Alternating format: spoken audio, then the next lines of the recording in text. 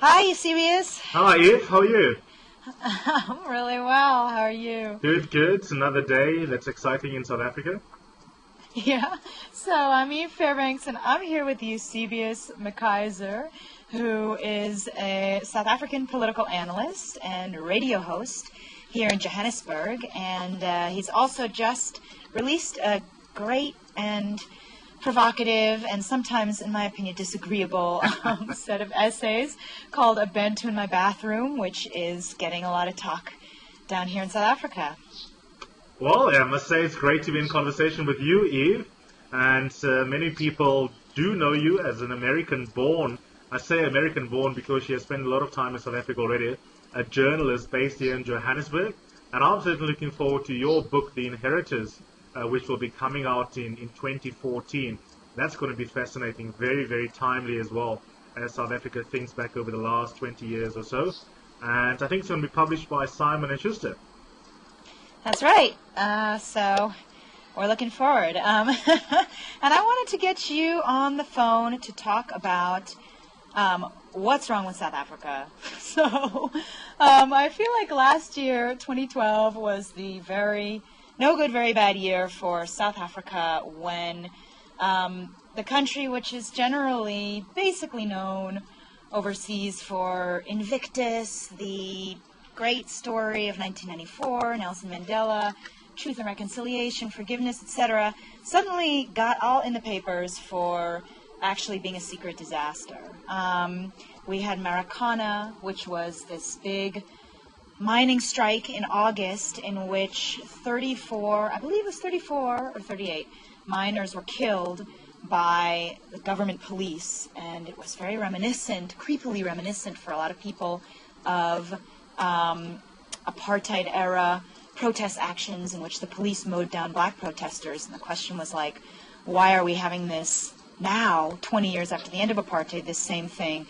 Then The Economist did a big cover story called Cry, the Beloved Country, in which it talked about South Africa's sad decline and basically this, that it's another kind of failed African post-colonial story waiting to happen. So I just wonder what you think. I mean, are we some kind of breaking point, particular breaking point in South Africa, or is this being overplayed? Well, I don't think we've reached breaking point as such, but I like your provocative question, what's wrong with South Africa? What's wrong with South Africa, Eve, is that we face massive social justice challenges in the light of our history of apartheid, where people have been structurally and deliberately excluded from the economy and opportunities to live well. So, of course, we have what we famously or infamously refer to as the triple scourge of poverty, inequality, and massive unemployment. We're the most unequal nation, arguably, in the planet. Maybe only a country like Brazil can compete with us. So we've got deep material challenges in South Africa, and that's what's wrong with the country, is that we're not making headway in dealing with those problems as quickly as we need to contain the kind of social unrest that you were referring to in some of your examples. If my understanding is correct, I mean, one of the main priorities of the African National Congress, which is Mandela's party, the liberation movement that fought against apartheid for decades and then took over governance of the country in 1994, that one of their main priorities was giving houses for the poor and social grants. So what percentage of the country do you know is on social grants? And this is a welfare system for poor South Africans. Yeah, that's true. And I don't know the exact figure off the top of my head, but we've got a massive welfare state, one of the largest in the world, because so many South Africans are unable to access jobs, but on top of that, live in relative and some in absolute poverty. So we've got a bloated state in terms of the state disproportionately taking money from the fiscus to deal with welfare challenges in the country, Eve. So it's one of those difficulties the South African state faces, is that on the one hand we need to be lean in order to compete with states around the world, and on the other hand we are hamstrung by the reality that millions of South Africans still live in abject poverty and are dependent on the various grants that we have, various forms of social security. It's a big part of our budget that goes to welfare. And do you think, I mean, so could that have happened any other way, or did that welfare state have to be created after the end of apartheid? Was that a mistake to create this system of people who are kind of on the dole? I mean, South Africa has a terrible unemployment problem, and people say there hasn't been enough job creation. Something like the official unemployment rate is 25%, but you know that figure I never understand it. It's people who are so downcast and so demoralized that they've given up looking for work entirely. So in fact, the real unemployment rate's got to be quite a bit higher in South Africa. 40%, that's right, something like that. And amongst the youth, it's even higher. Most economists agree that probably between 60 and 70% of South Africans who are young, under the age of 40, and able to work are not in employment at the moment. So disproportionately, the unemployment figures you cite, the brunt of that is being borne by young people in South Africa. Yeah. But listen, I mean, just to respond to your question, could we have done it any other way? Is there a link between these unemployment figures that you are citing and the fact that we have a massive welfare state that we opted into in 1994? Look, you've got to take a long view here, Eve, and in my opinion, it was inevitable. Put very simply, for anyone watching this, I think given a history like South Africa's, any state anywhere in the world that had this kind of history would be callous and frankly immoral if it didn't take care of the worst off in society at the dawn of democracy. So a welfare state was inevitable. I think where there's room for reasonable disagreement, though, Eve, is perhaps whether the structure of some of the welfare policies were actually designed to activate the capacity of poor people to become masters of their own destiny. And there's a lot of hot potatoes we can work our way through. Some people would say, for example, it's not necessarily a right wing to tie conditions to some of these grants to incentivize communities to get involved in school projects in their community and that kind of thing, so that they learn to be self-sufficient while still enjoying the benefits of welfare. So we needed a welfare state, and it's right that we have one ethically, but I think one can disagree from a policy perspective whether that welfare budget was spent in the best possible way to activate the agencies of the poor. So what you're saying is now basically we have this welfare state. We have a situation in which black South Africans liberated at the end of 1994. Much of what they've tangibly received from liberation, if one can say it that way, is housing, grants, kind of like basic services, but that they're not necessarily feeling like they have always new career paths opened up to them, or paths for aspiration, or even like a sort of mode of aspiring into a higher social class. Would you say that's right? Yeah, I do think that's right, and I think it points to the fact that, the proof lies in the pudding, and that requires a detailed discussion. In terms of the intentions, Eve, if we put it most basically, for people not familiar with South Africa, I think we had the right idea of what kind of society we wanted to design at the beginning of democracy. Democracy gave us a chance to say, if you could design from scratch, as if you were in a political science class in college, an ideal society, what would you have? And the superstructure and the basic structure that we have in our constitution set out some pretty cool aspirations in terms of socioeconomic rights, civil and political rights, a new relationship between civil society, the judiciary, the executive, and parliament, and all of that worked quite well. With some exaggeration, we basically have a liberal democratic edifice that we chose. But the problem is in the detail, Eve, and when you talk about, in reality, millions of South Africans haven't really tasted meaningful freedom in an economic sense, in a material sense. I think you're right. And I think the biggest out of all the problems, I'm going to put my neck on the block here, is actually inequality more than poverty even. I think one never wants to live in poverty, but if everyone in the neighborhood is poor, I think you feel horrible, but I think you feel even worse in a society where everyone in your neighborhood is dirt poor, but 2 kilometers away from you people live in incredible wealth and ostentatiously. And I think that makes people frustrated. How are you going to be happy in a difficult job with a career path that is unclear when you know of a couple of people who have left your poor neighborhood and who are now benefiting from all sorts of work that they've got from working with the state. They're raking in millions of dollars. I mean, if that's the situation, then of course you're going to be despondent. So a lot of the social tension in South Africa can actually be more reliably correlated with inequality rather than with the figures around unemployment and poverty. I think that's absolutely true.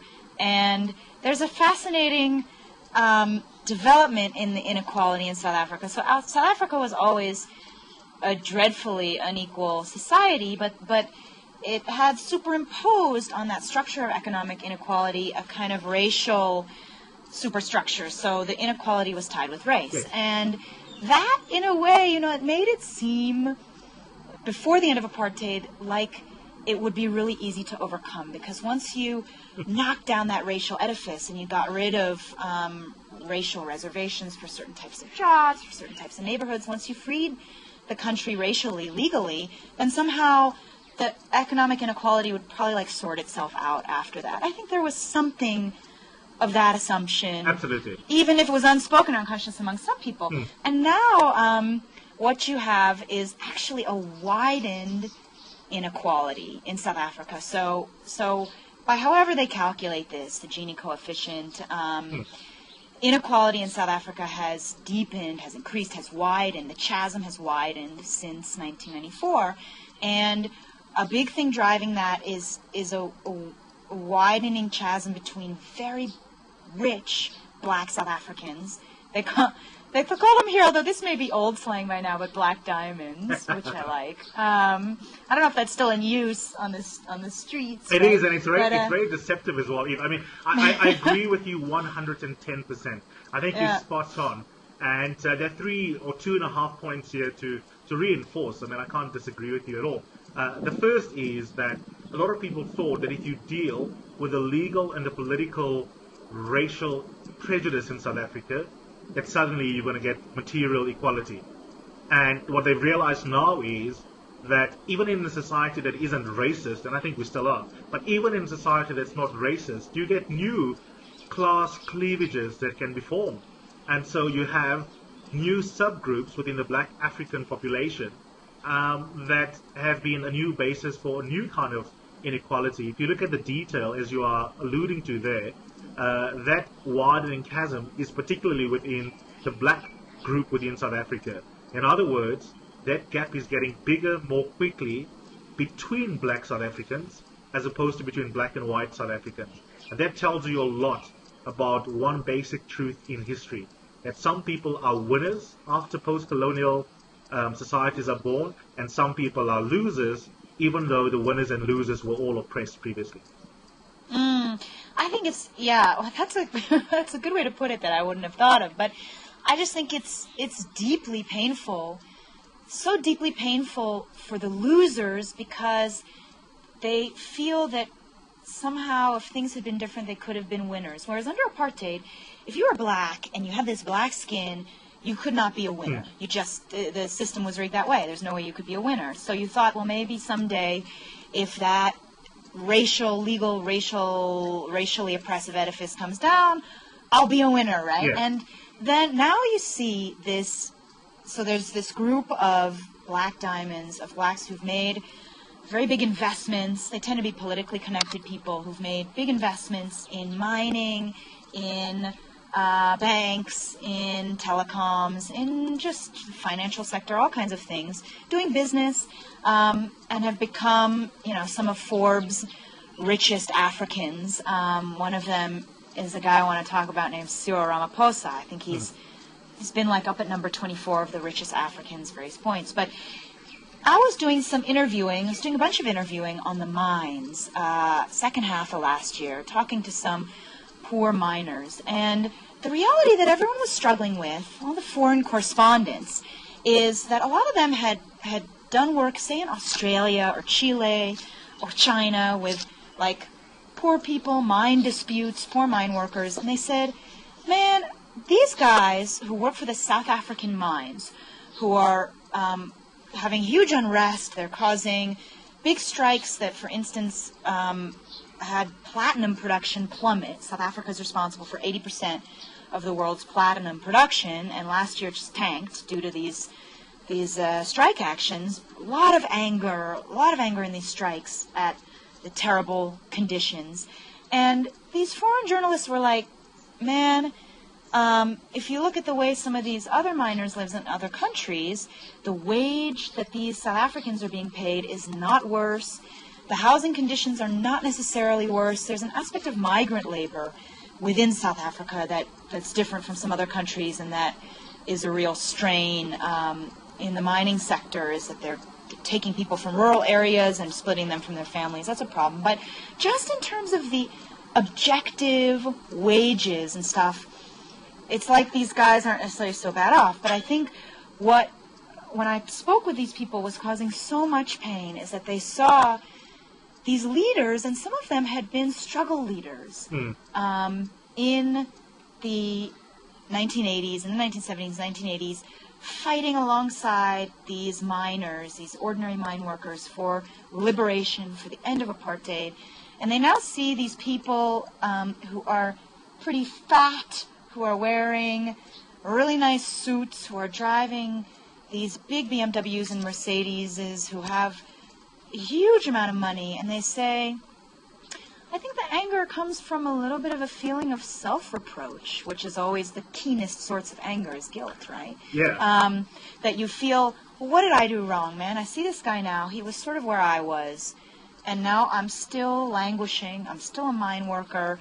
My wages have only tracked with inflation, and now there's this rich class, and how come I didn't get there? I either have to blame myself for not taking advantage of some opportunity, but that's just a route to total self-loathing, or I say, no, it's the fault of those guys. It's the fault of the government.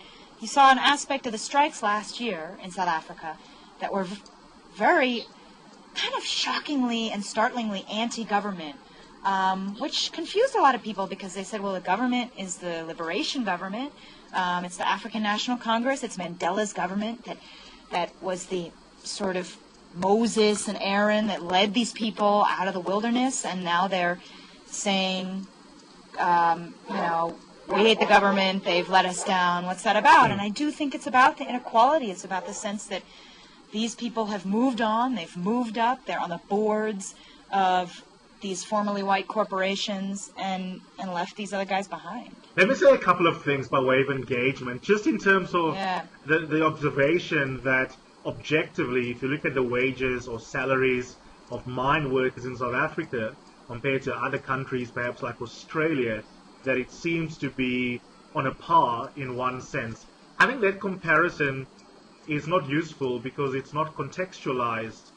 It's a bit like ergonomics. It's fun to ask how much do you pay for a burger in a different parts of the world. But of course, the truth is that's a very weak measurement of purchasing power parity, because it doesn't tell you whether the person buying the burger in South Asia has to look after 50 family members that might have to eat the burger compared to in South Africa. So if you want a perfect comparison, there are many more variables you've got to take into account. So what's the difference here? Number one, if you look at the mine workers in South Africa and how many dependents they have in terms of that migrant system that you're talking about, Eve, it's many. I mean, each one of them could have up to 10, 20 family members that are dependent on their wages. So when they get frustrated, it is partly because the burden that they have in terms of what happens to the wages is gigantic.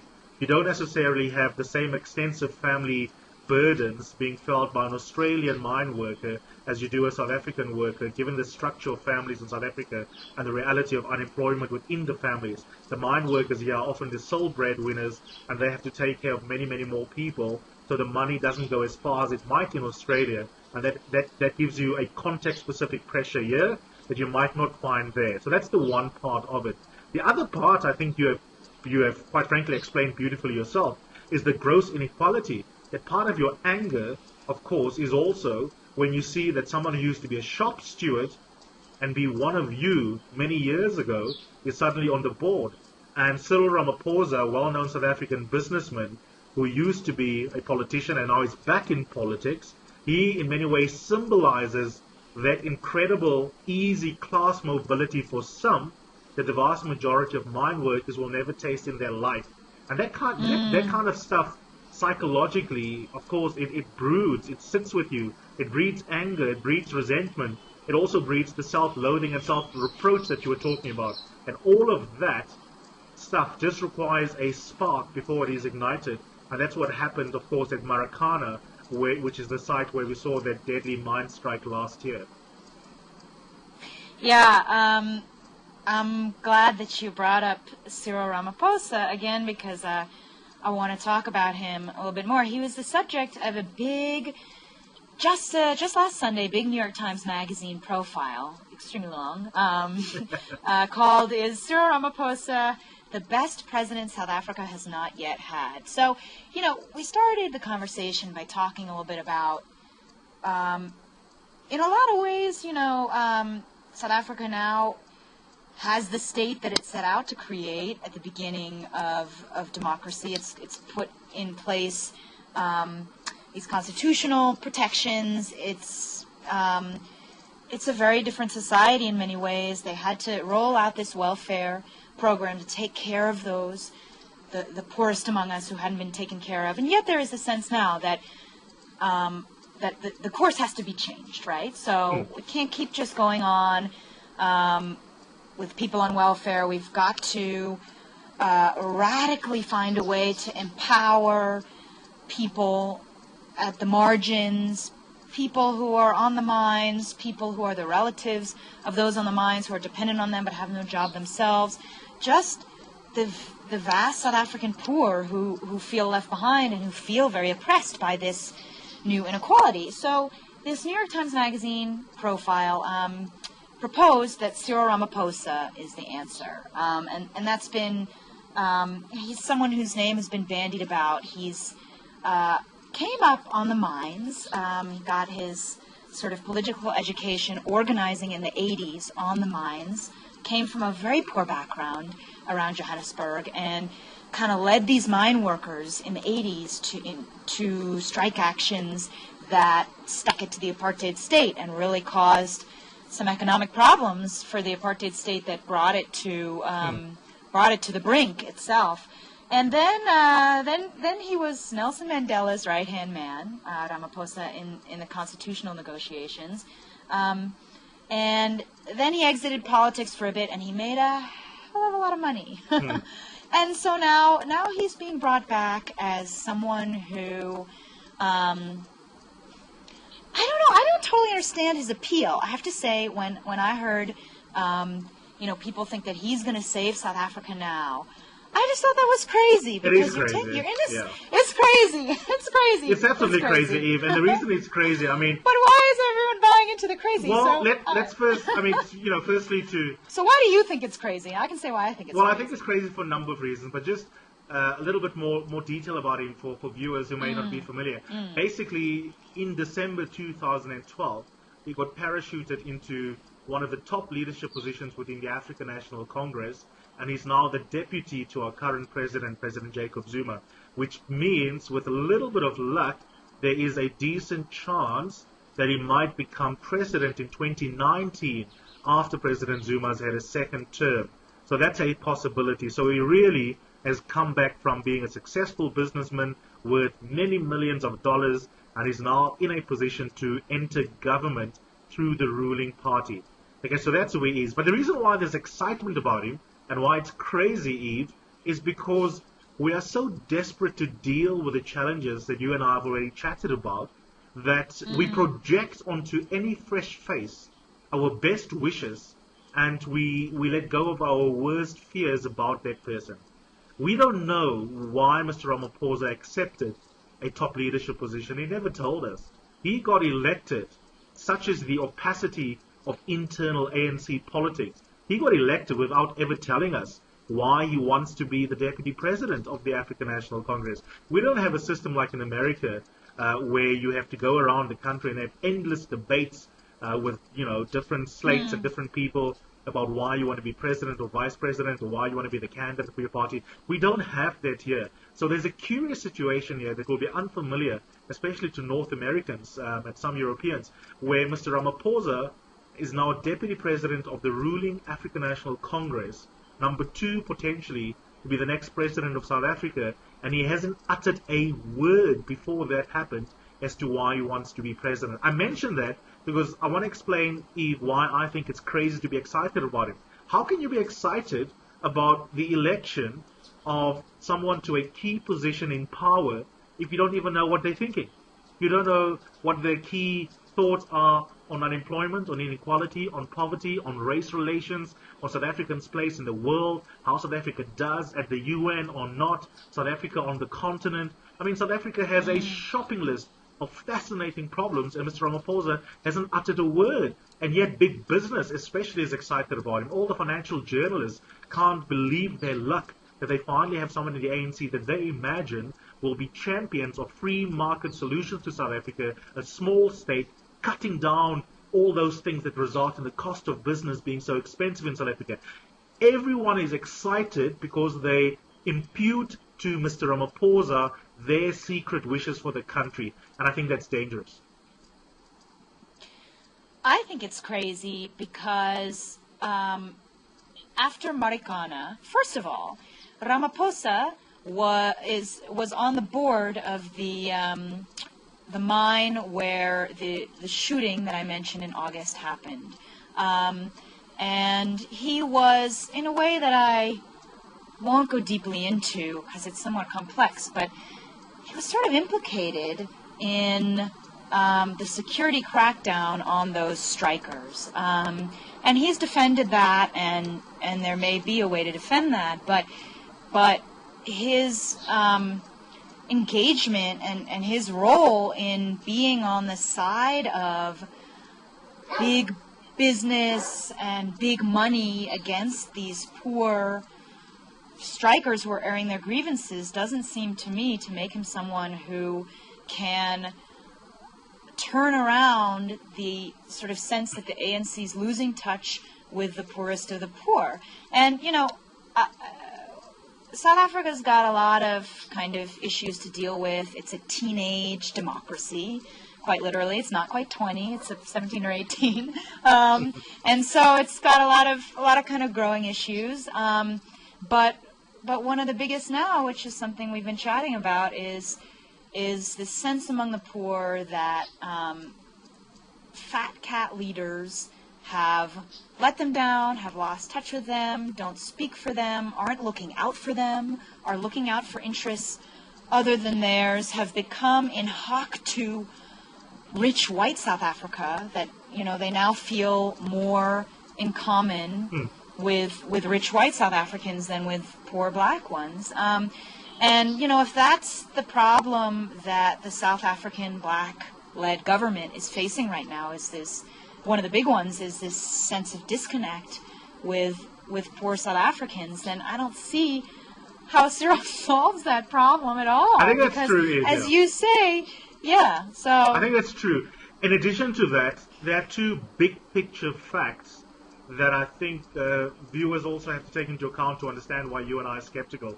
The one is that the ANC, the African National Congress, is an organization that thrives on groupthink, and there's no room for individual creativity. If you are an outspoken individual, the organization very quickly tramples on your individuality. So let's assume that many people who are excited about Mr. Ramaphosa is right, and that he does have amazing ideas for how to fix all the challenges of the party and the country. The truth is, he's quickly going to fall in line. He's not bigger than the ANC. The ANC is bigger than him. The ANC will outlast his existence.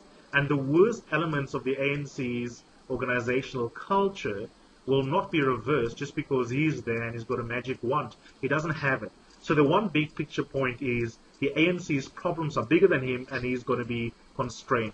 The second issue is that if South Africa really wanted to propel itself into the world as the first genuine developed country on the African continent, we've got to deal with a state that is not necessarily as efficient as it should be in rolling out public services. We've got to deal with the unemployment crisis through more effective dialogue and partnership between private business and the state.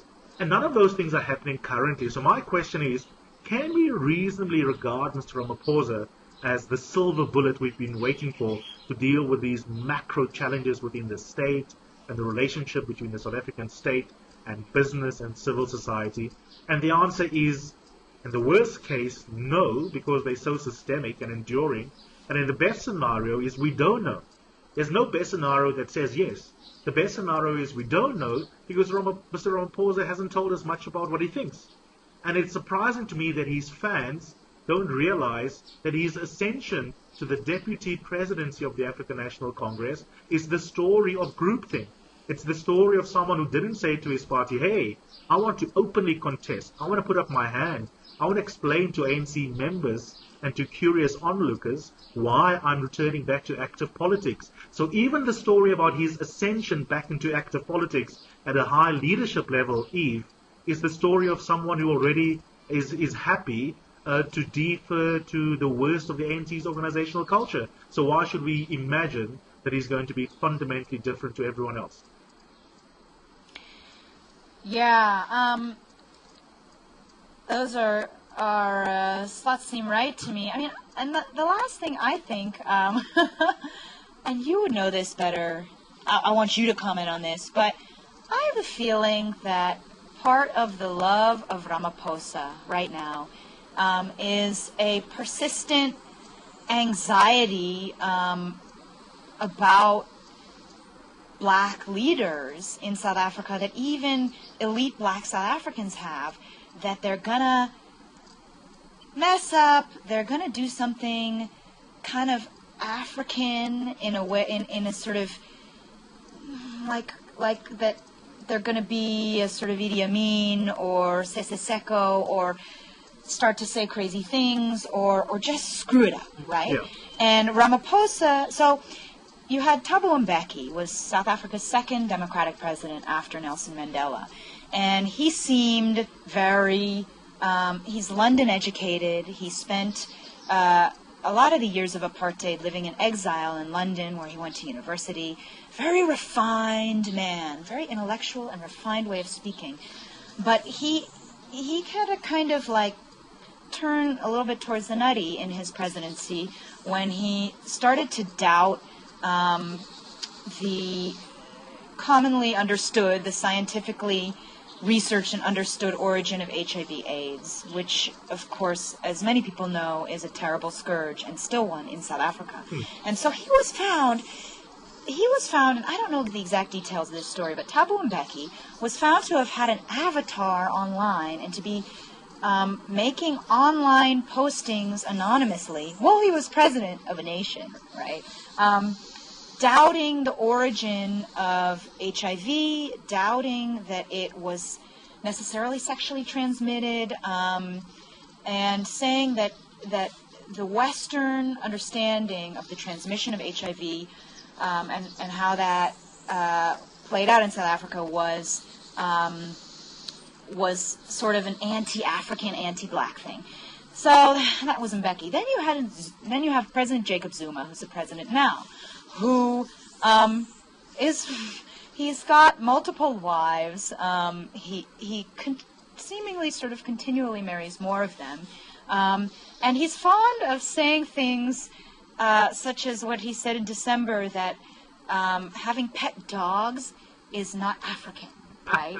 And that people who take their dogs to the vet, they're just trying, and love their dogs, they're just, blacks who do this are just trying to copy whites. And this, I think for a certain class of certainly elite South African whites, for foreign observers, for foreign investors, and for a certain class of elite blacks in South Africa, these type of utterances that HIV is a conspiracy of the West to subjugate Africa, or that having dogs is not an African thing. Zuma is also President Zuma is also famous a few years back for having said that he thought he could protect himself from HIV after having sex by taking a shower rather than wearing condoms. So then you have Ramaphosa. Ramaphosa's on the board of practically every company. He, A, is silent, as you say, and B, he just cuts this very kind of respectable figure. He wears the proper suits. He's, you'd see him at Davos, and he'd be just a joy to behold there. Totally respectable. And as one more kind of a veteran of the anti-apartheid struggle, who's now a private economist, told me that we like him because Ramaphosa won't embarrass us, won't embarrass us in the papers. But to me, that's not the problem internally that the South African leadership is facing. They're facing a rift with their people, not being an and having policy drift and not being able to face how to create jobs, how to deal with the inequality, and so on. Not whether or not they're embarrassing people overseas, right? Absolutely spot on. What's the source of this fear of being embarrassed? Well, it's very simple. It's middle class arrogance. It is a cultural aesthetic that some of us who are part of the intelligentsia or part of the middle class who'd like to have in relation to our president, that we want the president to look like us, to sound like us, to have our table manners, to be good at small talk, to be able to work the room, as one says, to speak incredibly well, and, not to make any cultural faux pas when you go meet the Queen in London. That's what we want. But it stems from cultural identity arrogances that we have, where we assume our own identities are axiomatic and everyone normatively should ascribe to the same norms as you and I do, Eve. And you find less dramatic versions of this the world over. If we take England, it would be the equivalent of people being embarrassed, to have an English-speaking person that you might in England refer to as a chav, who's a poor person, like a David Beckham. David Beckham may be wealthy, but I think many people would be embarrassed to say our president is President or Prime Minister David Beckham, because they don't want him to speak like that. So it comes from a complete class hegemony that people in charge of the scribing of articles, of documentaries, of the airwaves have. And I think that is one of the worst and most unconvincing critiques of President Jacob Zuma. And I say that not because I'm in love with the man. The critique that he's embarrassing, that he humiliates us because he has too many wives. Yeah, it's ridiculous. But the reason why I think it's important to hit that critique out of the park as being silly is because there are so many more important deal-breaking weaknesses about the president that have nothing to do with him being a polygamist, which is not illegal in South Africa and is culturally prevalent in many parts of the country. And the fact that he doesn't speak well and English is not his mother tongue, that's neither here nor there. The vast majority of us don't speak English as our home language in the country. So those are all incredibly unimportant weaknesses in the president. And I wish we'd focus on the more important leadership weaknesses. And the danger... The danger, let me just finish this thought. The danger, Eve, with clapping at Mr. Ramaphosa wearing a suit, speaking fluently, and knowing that he has to start with the cutlery from the outside in at the dinner table at Davos. The problem with that is it doesn't, like you say, guarantee us a leader that's closer to the people or that really has creative ideas for how to turn around the weaknesses in the state. It just, I mean, what you said about Zuma and the critiques of his manner, in a way glossing over or distracting us from actual critiques of his leadership. It reminds me of the way that sometimes liberals in the U.S. criticize George W. Bush and making fun of how he spoke. Absolutely. And his misunderestimated. I always thought that was such a red herring, man. Forget how he speaks. Talk about what he's doing. Right? And that's good Forget stuff, the man. idea that he's stupid.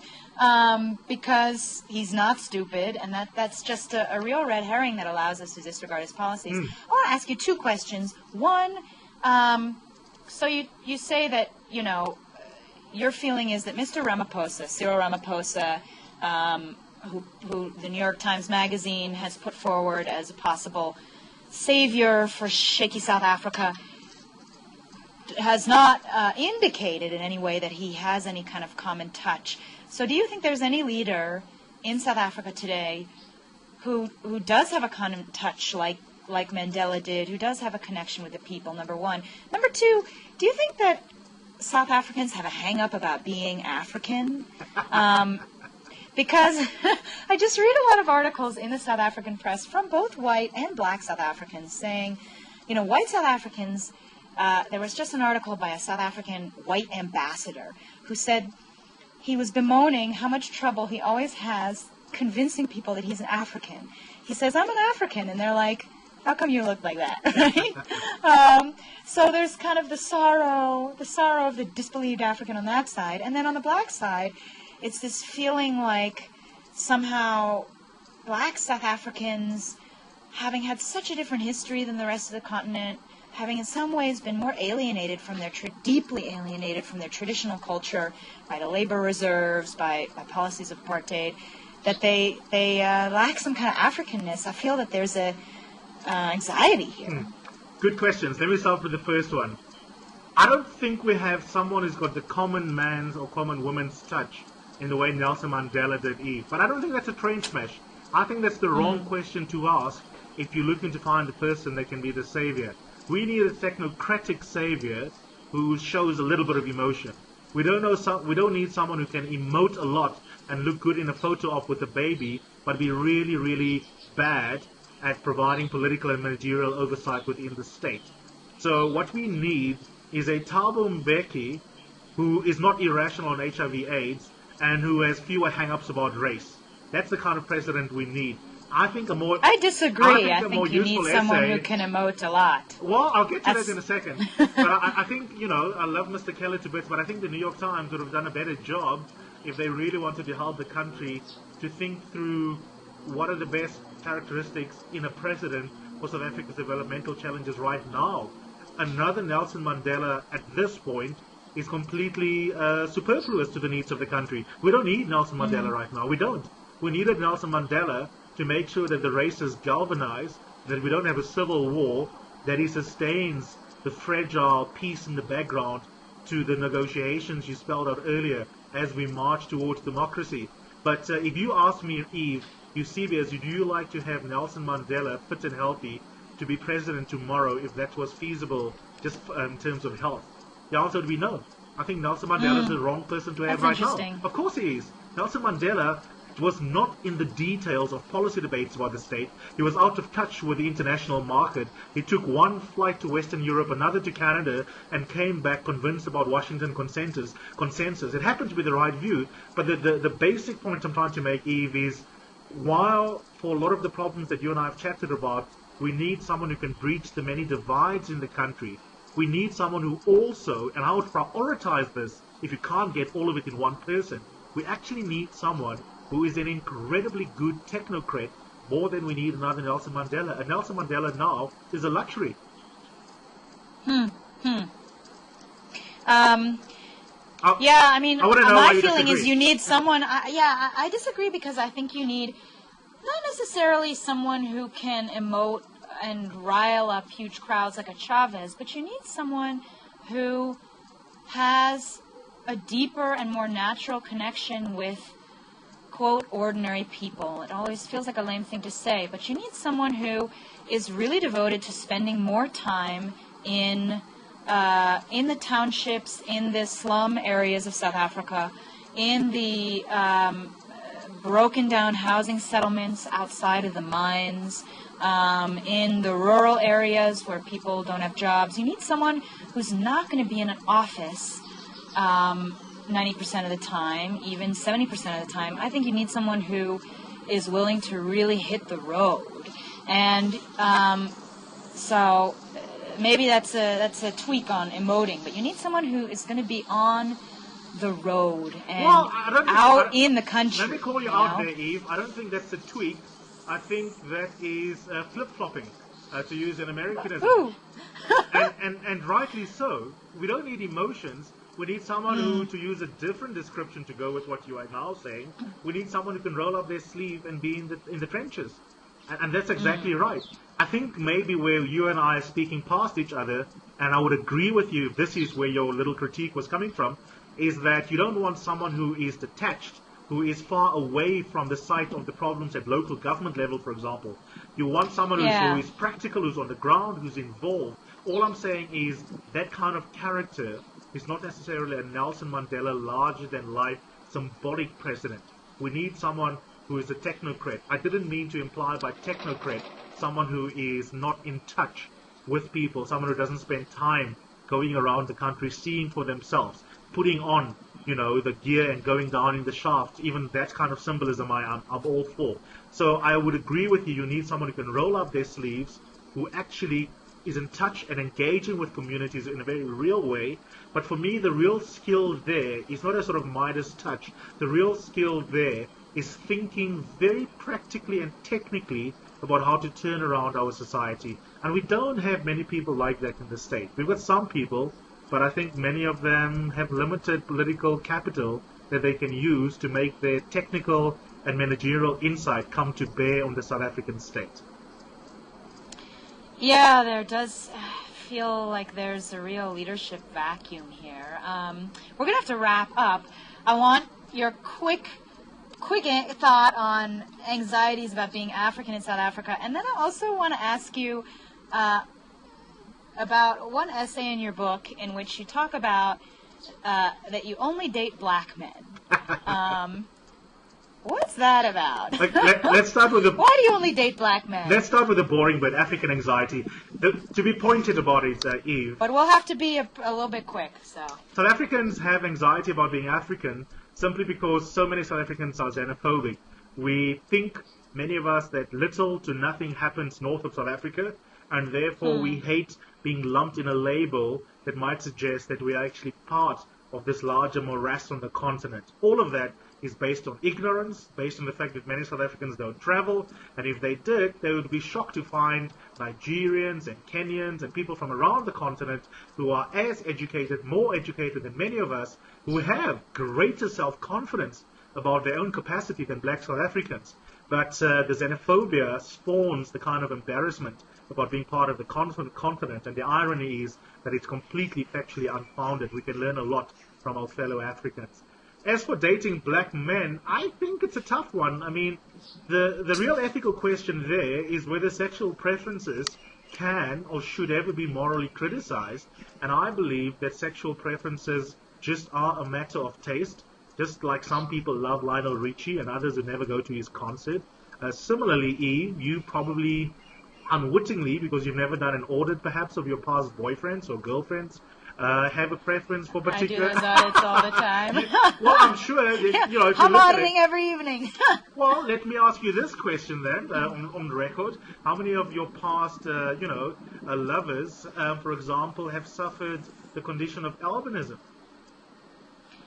Ooh, I don't think I've even hardly met someone who suffered the condition of albinism, but I get where you're going. Well, that's exactly I was interested. The point I'm trying to make is that when people are surprised at my claim in the book that I only date black men, and I make a moral defense for why we shouldn't judge sexual preferences, I tell them you are only surprised because you've never actually reflected on your own preferences. I'm doing it consciously in the essay, and because I do it consciously, you imagine that I intentionally decide the characteristics. I don't. I just like reflecting on my behavior. If you do the same, if a viewer does the same, they will realize that they too have prejudices when it comes to sex and sexuality.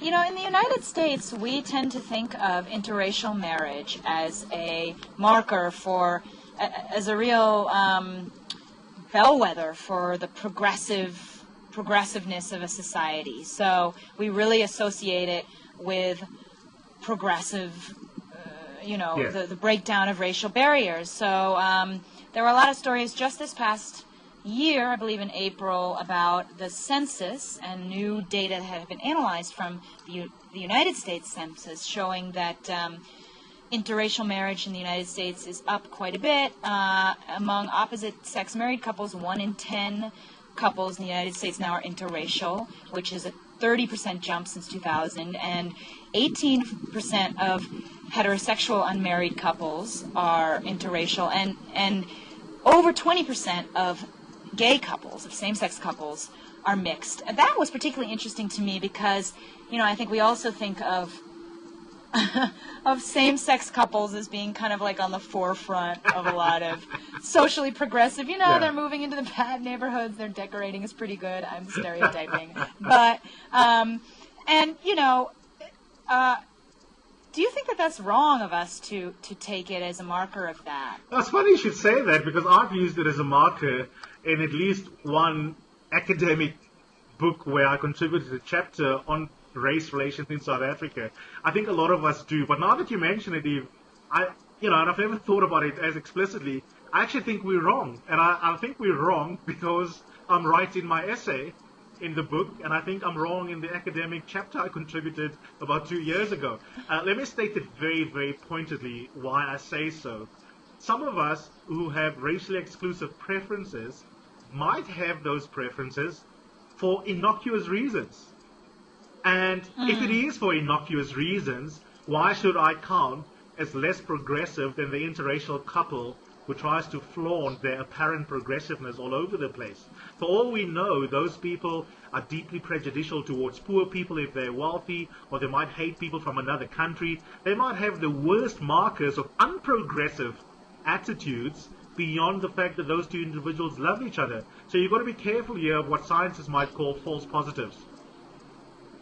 Yeah, I think, now that we're talking about it, it's probably a sort of stand-in often for the breakdown of racial barriers as it relates to class, because people tend to get into relationships with, to marry, to date people generally of their same background and of their class, right?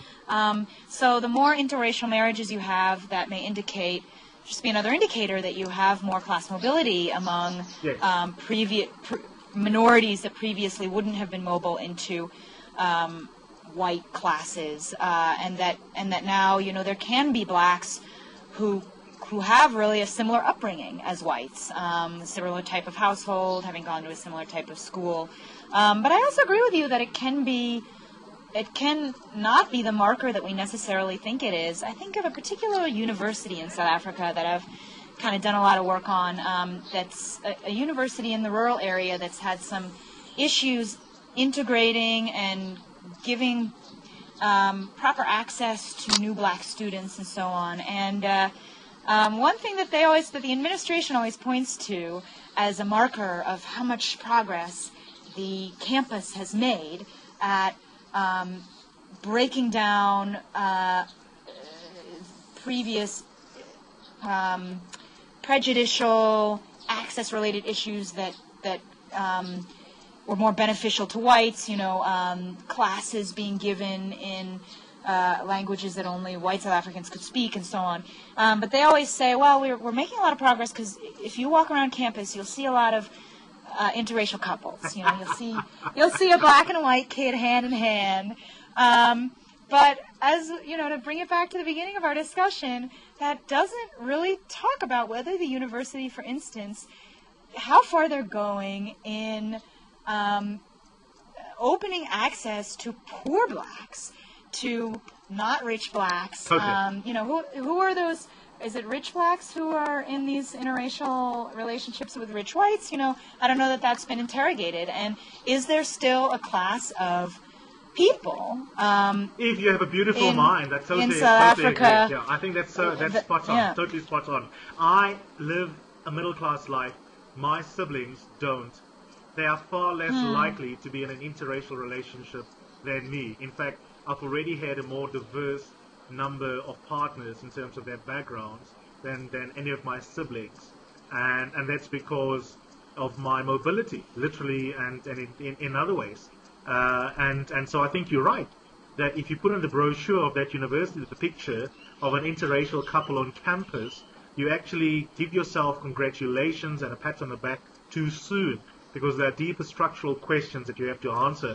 And I think those are the kinds of issues South Africans must ask themselves rather than pretending that we have quick wins. Although that said, before we wrap up, it might spawn a lovely variation on that famous political book, If You're an Egalitarian, How Come You're So Rich? Perhaps the next one, Eve, that a clever student might want to have a go at is, if you're progressive, how come you don't date across the color bar? Yeah. It's a question I could stand to ask myself. But, well, I've loved this conversation. I wish we could go on. Thank you, Eusebius McKaiser, South African political analyst, talking about what's wrong with South Africa and why he dates black men and so on. So this was great. Thanks. Thank you, Eve, and thanks for always being so thought-provoking. All right. Next time. Cheers. Bye-bye.